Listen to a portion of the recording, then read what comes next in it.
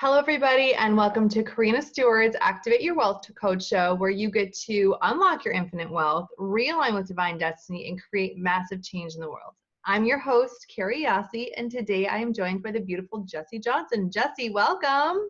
Thank you so much, Kari. It's a delight to be here.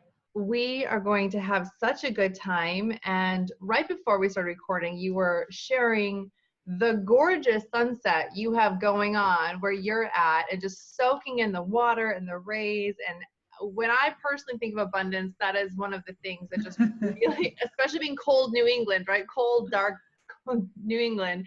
I just think about that. To me is pure abundance. So you have For me to too. In your bliss right now. It's absolutely true. I love it here. I literally love that anytime I want, I can just look to the right. You don't even know that I'm doing it. And just like, it's like soaking up the nectar. I love everything about it. Now, have you always been in that space of, light and water and abundance and? Not at all. Okay. I grew up in North Carolina in the mountains. So North Carolina is an interesting state because it's on the eastern seaboard, but in the mountains, you're like 15 hours away from the ocean. Like we never went to the beach. Oh my God. And so my first time at the beach was actually in my early, like preteen years, 11 or 12 or something. And I was terrified, of course. Maybe not, of course, but the ocean terrified me.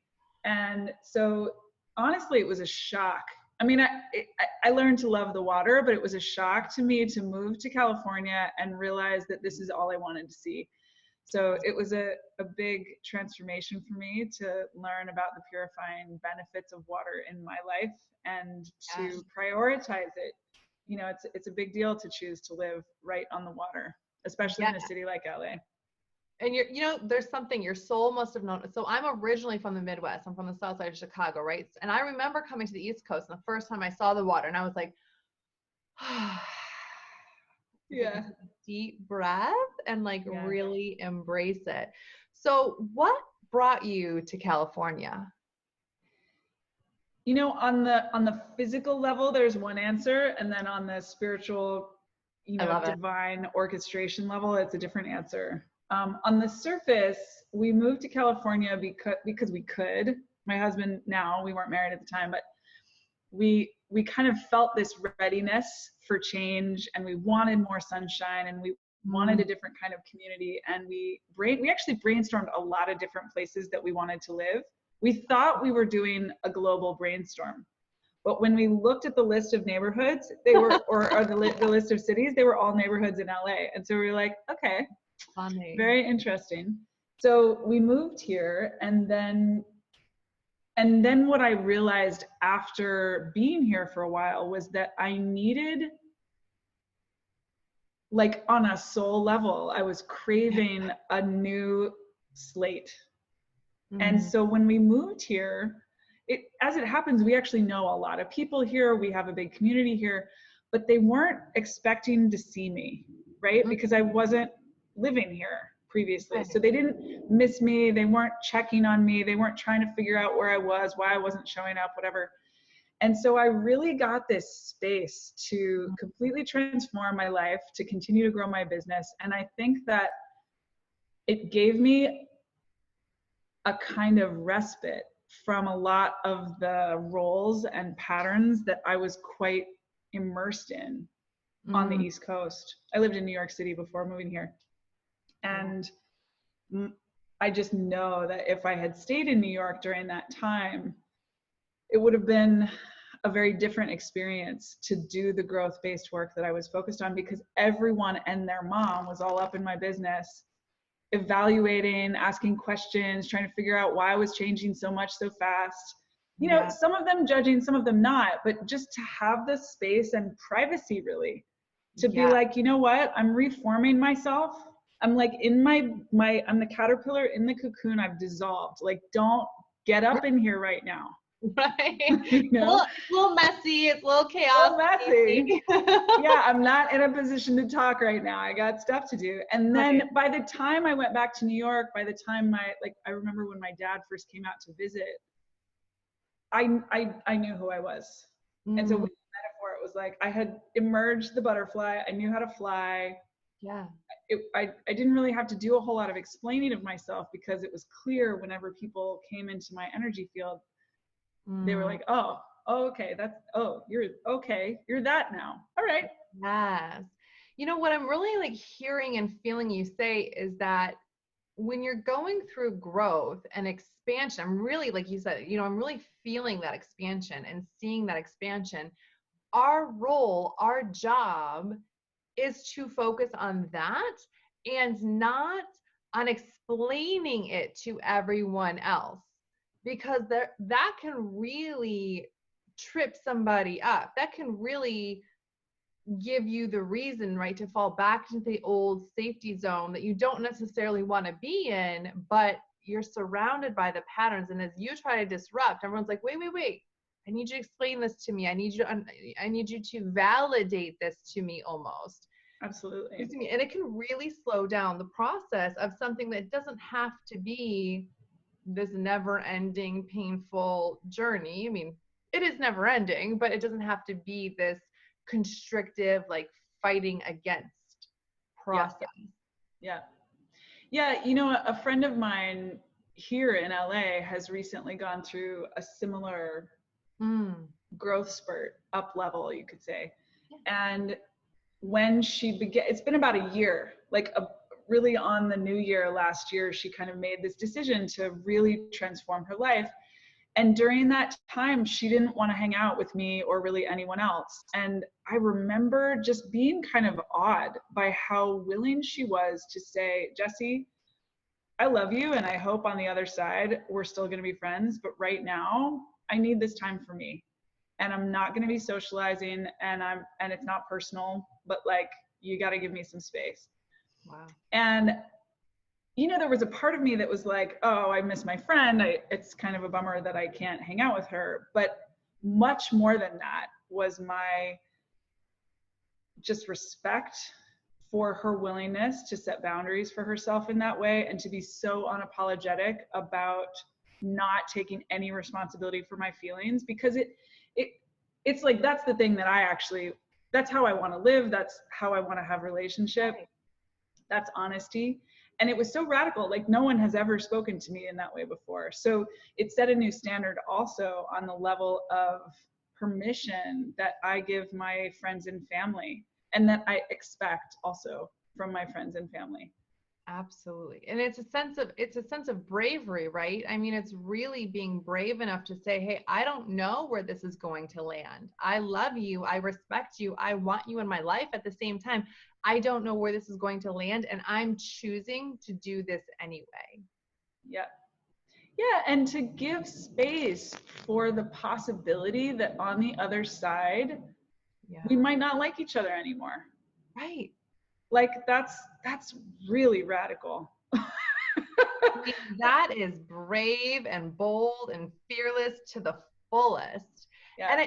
But I think that, and tell me your perspective on this, right? I think that when seeking unapologetically seeking yourself, right? And seeking growth and that spiritual connection and even wealth and abundance is worth, right, kind of having these new boundaries and these new conversations and this new level of boldness and bravery that we really don't often see very much.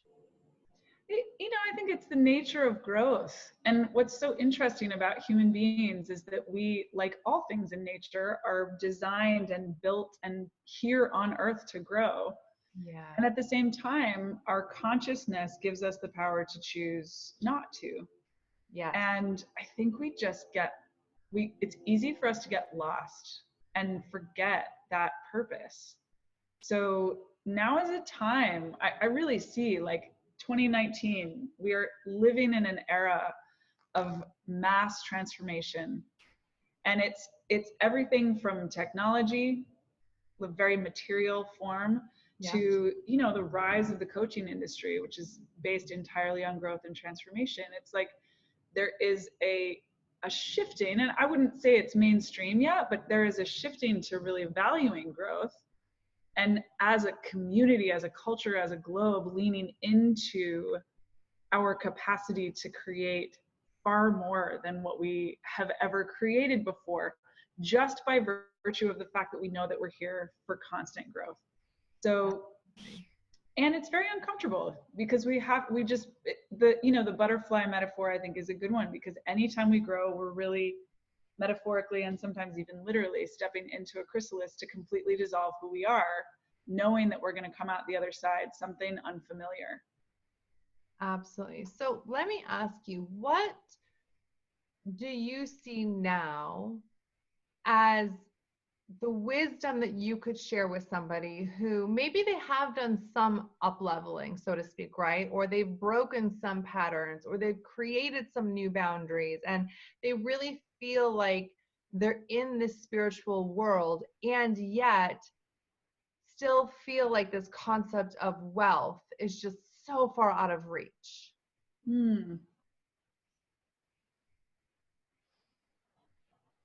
I mean, it's funny because it's a little bit of a cliche, but I think there's a reason for it. I never talk about this metaphor, but here it is arising intuitively, this butterfly thing. I think that the life of the butterfly is unfamiliar to the caterpillar in a very similar way to what you're describing. Yeah. And so I think that it's very important to understand that's a real thing. Yeah. And to have a lot of compassion and mercy for yourself in the process, that like, this is not, although making money is easy and transformation doesn't have to be painful or hard, like the reality is that it's terrifying. Whatever else it is or isn't, it is meant to be terrifying. It is meant to be like this core fundamental shifting, because that is what cracks us open to finding that which is unconditional, that which is God, that which is source, right? We can't actually find our connection to the divine if we are so in control that we don't need any support or any help. So right. I think that's kind of two things. One is to recognize the reality that like when it feels overwhelming or when it feels inaccessible, that it's like, okay, that makes sense.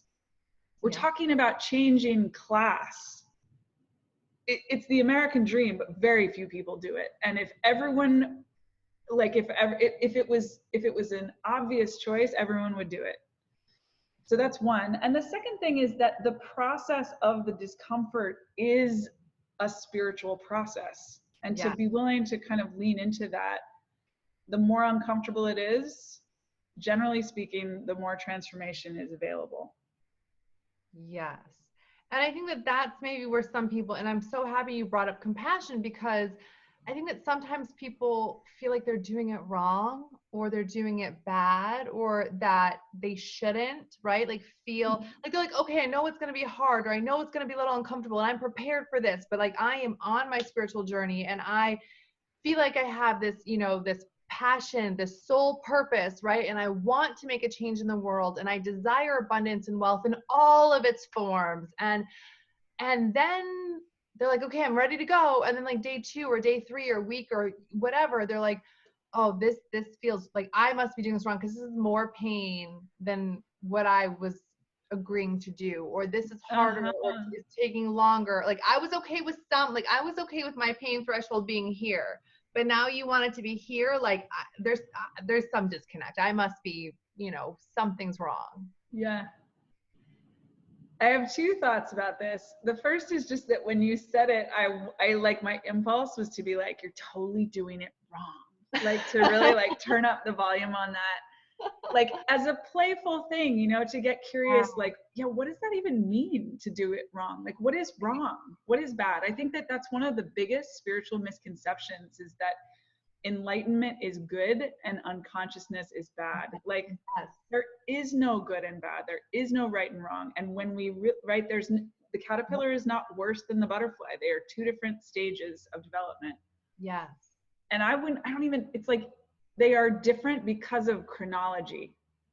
It's not even that the butterfly is somehow more advanced or better. Like they are different states. Yes. And so just to kind of like play with it, like I think that for those of us that are really spiritual and leaning into that those moments when we feel like we're doing it wrong are actually moments to really get curious, like, oh yeah, what does that mean? Why do I think that? Where is that coming from?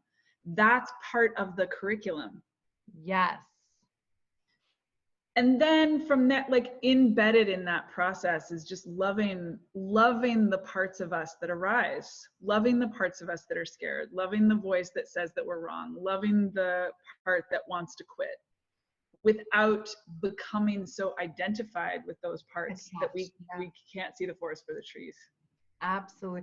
And you brought up something that I want to dive a little bit deeper in with you, because I don't feel like it's talked about enough, which is this playful curiosity. We talk about neutrality, right? We talk about attachment, we talk about letting go, we talk about surrender and release, and we talk about all these things, but I find very often we are very serious about it, especially those of us, right, that are a little like type A oriented, right? We want to do everything right, and everything's intense, and we want to like figure it out. We want to understand it. And it's really easy, I find, and I find this with a lot of people, to take everything so freaking serious that it's so easy to forget like this playful curiosity, that you're like, oh, that makes sense. That's fun. Like that feels good.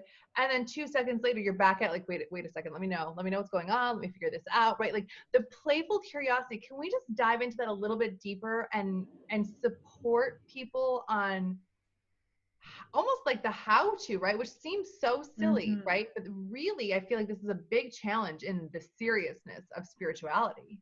I think you're totally right. It's totally true. I think about it might even be true of all spiritual teachers that I know. They have a fantastic sense of humor, and like, you don't necessarily know it when you just get one like little meme on Instagram, a quote, but when you're in their presence, they're like poking fun and playing and like finding the little nuggets of like, ooh, like where can I like go? Right. Like it's a mischievous thing. Right. Oh, yeah. And so I do actually think that it's embedded. It is embedded. And what's interesting is that the seriousness, I think, is an indication of and I'm like right there with you, but our immaturity. Absolutely. And that when as we advance, as we become more free, we just simply get more playful, more humorous. And so you can kind of do a cutting through just by choosing to look for, like, where is the humor in this? Like, where can I play here? What would it look like for this to be really fun and joyful instead? Like, what would that mean? And then to do it that way will immediately catalyze a totally different energy. And the thing about that for me is that for me, that playful, joyful energy is the energy of collaborating with the divine.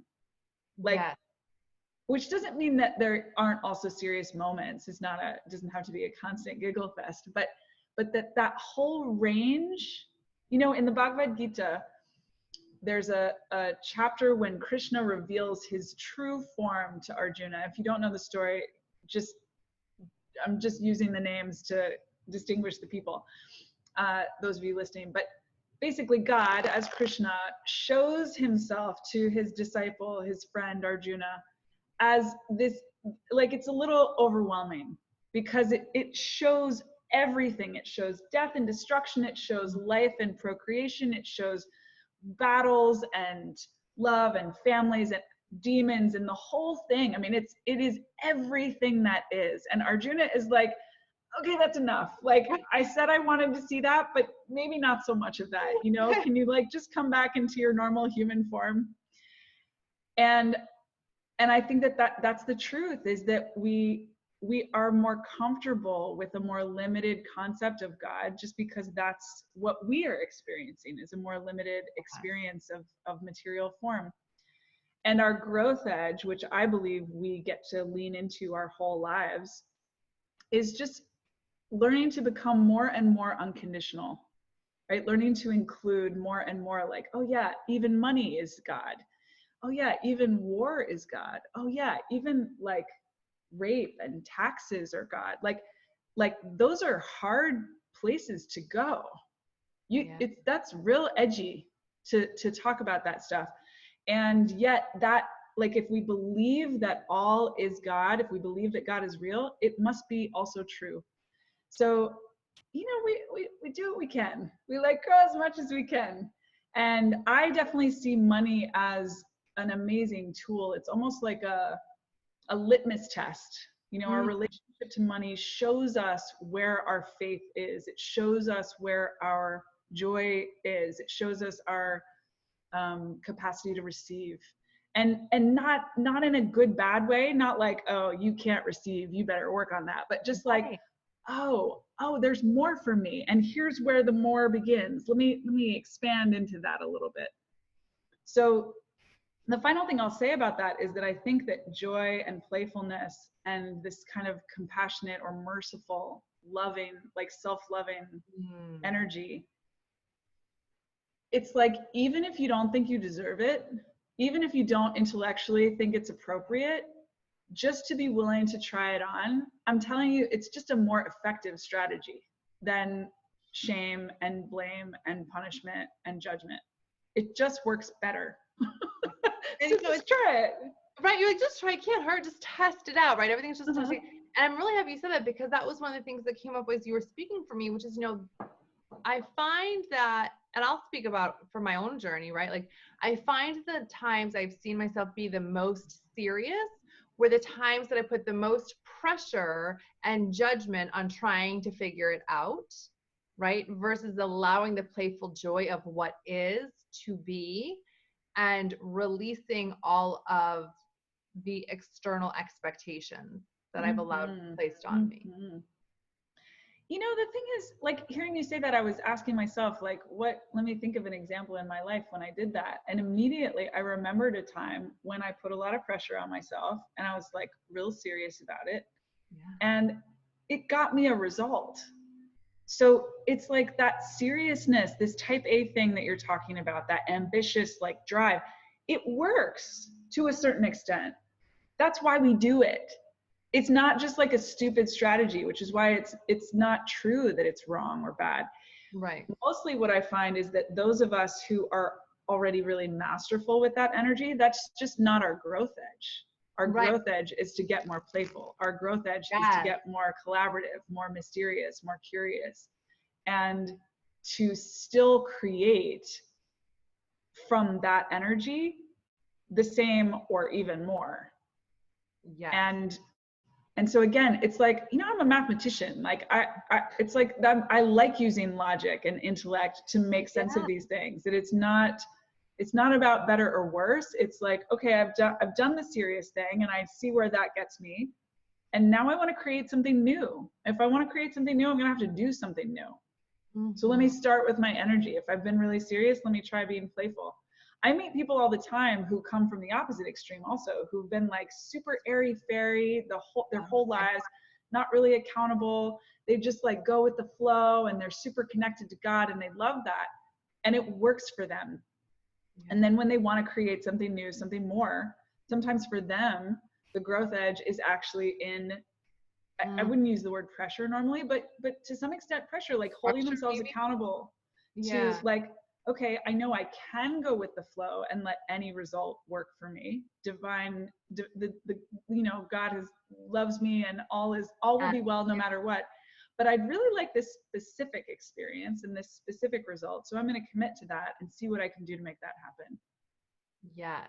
I love it. We're looking for like integration. It's that pure integration. And, you know, you've said multiple times, and I actually want to go back to it, because I do find that this is the area that people grapple with a lot, which is the good or the bad, right? The right or the wrong, the better or worse, these polarizing dualities that we have created and internalized, to the point where I find that to be one of the most challenging things with people to almost deprogram, right? Or to remove themselves from, because once you take away good, bad, right, wrong, better, worse, right? It's like, wait a second, how do I know like what's going on, right? Like, how can I determine like how I'm functioning in society? And it really challenges. And that's something, you know, I don't think we've talked about nearly enough on this show. So if we could give people some guiding support around releasing that programming, I think it could be really powerful, because this is a sticky one. Yes, I totally agree. And this is totally up for me right now. So I love that you brought this up.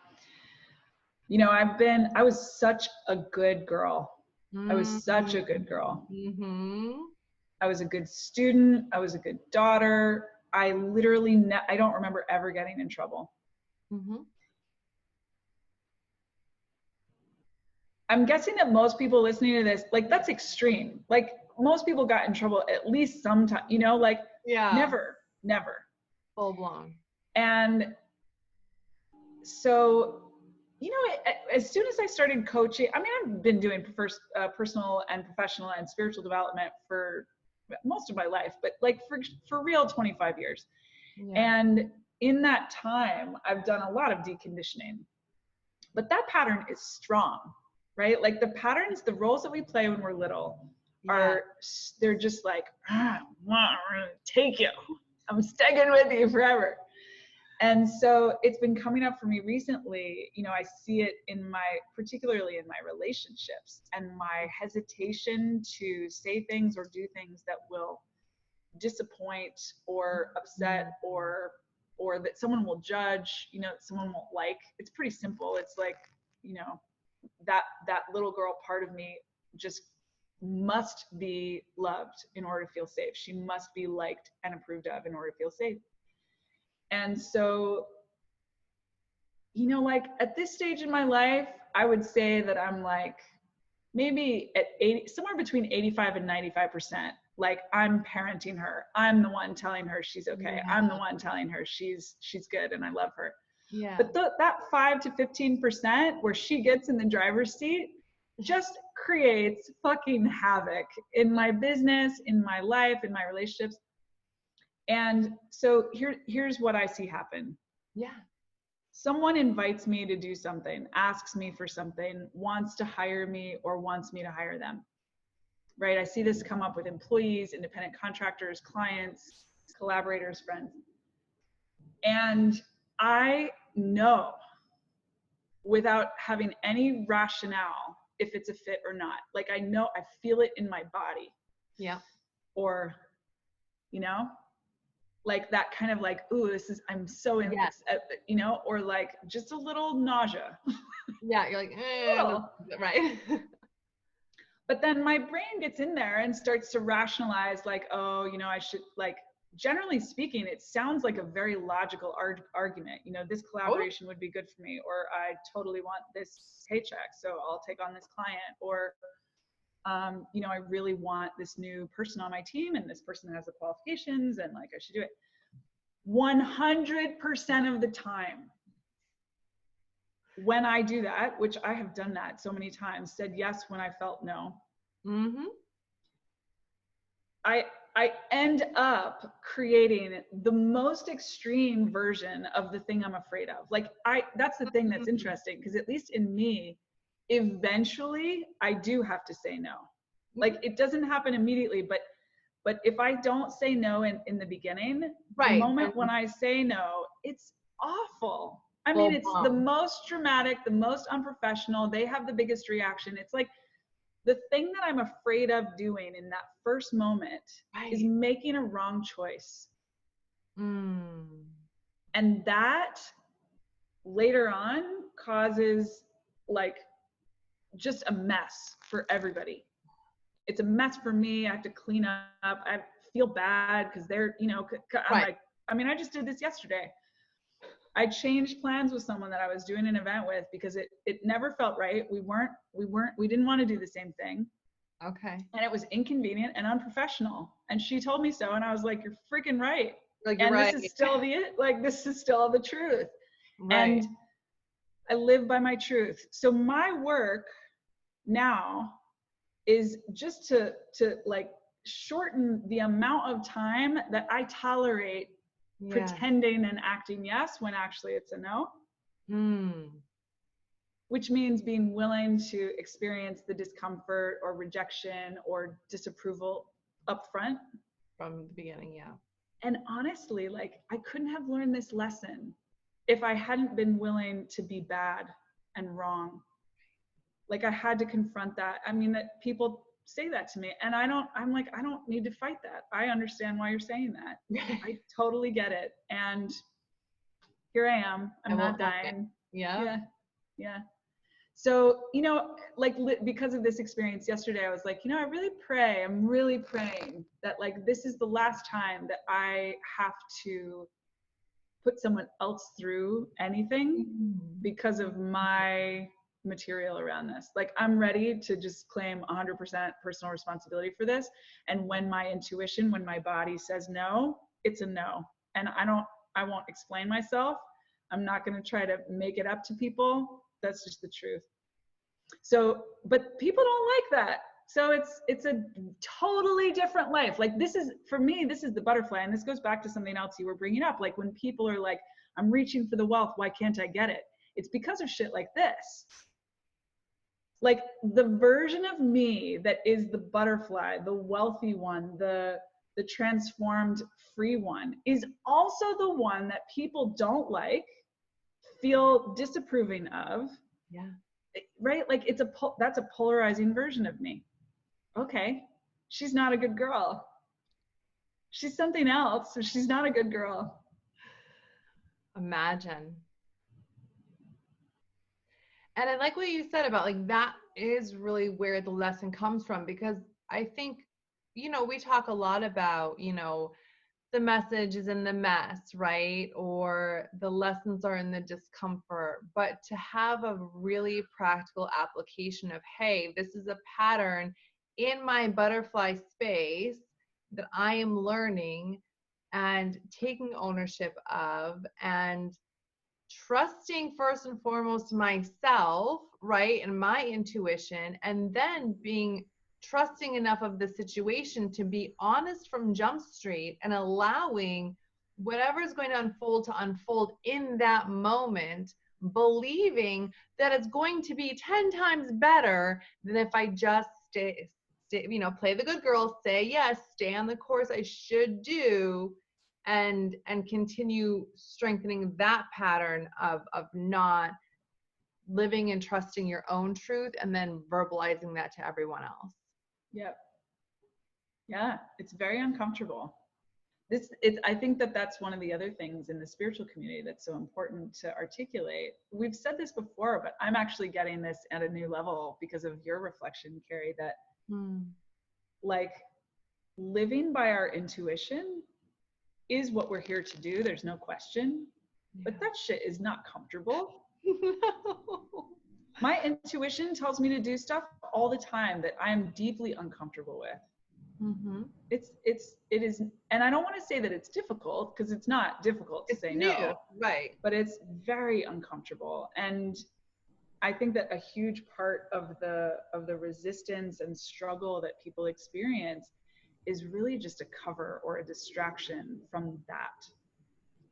I would say distraction is one of the best words you could use in that. And I think that, and I'm excited to hear your views on it, I think that when people are in the spiritual community and they're doing the work, right, and they're uncovering the layers and disrupting the patterns and tapping into that soul purpose and, you know, trying to live their divine destiny and create wealth in all the forms, including money, and it's just not within reach, I typically find it's because they're not making even the smallest moves every day out of that space of intuition.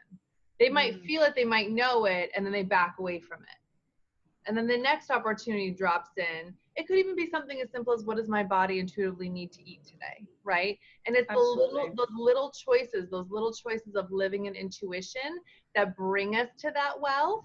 And it's the ignoring those little choices intuitively that keep what is already ours away from us, because we're really the ones that are saying, nah, just kidding, not yet. Nah, I'm not really ready for all that yet. I want to keep living over here and not in here. Yeah. Yeah, there's a consequence to every choice that we make. It's a fantasy that if we just follow our intuition, all will be well, in a way that it's not in some other context. Like all is well all the time. All the time, exactly. No matter who's president, who's dying, who's like it all, like on that soul level, on that spiritual level, all is well, whether we're living by intuition or not. but our choice to live by intuition will have consequences, and our choice to not live by intuition will have consequences. And so it's really a choice. Like, this is the amazing power of being a human on earth, is that we get to choose what we create. And that is an awesome, and I think sometimes overwhelming power. You know, it makes me think, like, our generation in particular, I think we were perhaps the first generation that was told we could be or do or have anything. Yeah. You know? And I've heard multiple people speak on the sort of struggle that emerged for our generation because we had so many choices. The overwhelm. It's like the toddler, right? You only give a toddler 2, maybe 3 choices. You do not give a toddler 10 choices. They can't, then they freeze. They can't they can't make any choice. Too much. And that, the same thing, I don't even think that it's better. You know, the privilege and power of having so many choices is, I think, pretty obvious. You know, we as women, we can be anything we want. Yeah. As an entrepreneur, I can create any amount of money I want. You know, like when I think about I was in India. I go to India every year, and I take entrepreneurs there to go on spiritual pilgrimage. And 2 years ago, when I went, I got close to this Indian couple who were in their 60s, and they were talking about their roles and how, like, he brings in the money and she takes care of the house, and it's always been that way and it will always be that way. And I remember feeling this kind of like desperate, starving hunger for that level of clarity. It was like, you know, but 10 years ago, I would have like fought in the street. Right. Like, I won't live this way, you know? So it's like they're just different. And it really is up to each of us to choose how we want to live, how we want to create. It's not about right and wrong. No. Even with wealth, like more wealth. I mean, I teach wealth. I believe that money is a key to liberation, especially for spiritual folks, that it's an edge, right? It shows us our growth edge. Absolutely. But I do not believe, actually, that it's better, like morally better, to have more money than less. It is a choice. My job is to help my clients and anyone who watches my YouTube channel, whatever, to know that they get to choose, just to know that they're free to choose, and to help them make a conscious choice. I think that in itself is very powerful, because I do think that there's a messaging that's running a little rampant right now. Again, not right or wrong, but that is different than that, which is saying that if you are in the spiritual community and if you're a spiritual entrepreneur, it is your almost responsibility to make a shit ton of money. Like, I mean, that's really a lot of the messaging. So I love that you distinguish that you get to choose.